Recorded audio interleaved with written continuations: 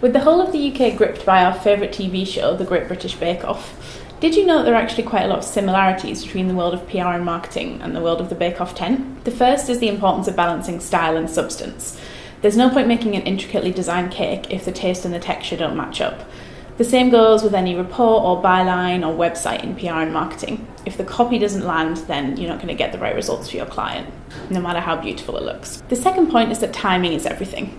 In the Bake Off tent, we're used to loads of buzzing kitchen timers all over the shop, and that's kind of the same as the floor of a PR agency. So with a rapid response comment, for example, timing is the most important thing. And the best PRs would be able to issue a news jack at the same time as baking a delicious apple pie, so make sure you keep an eye on your watch. The final and most important ingredient to both PR and the Great British Bake Off is personality. The thing we love most about the show is the personality of the bakers, the judges and the presenters.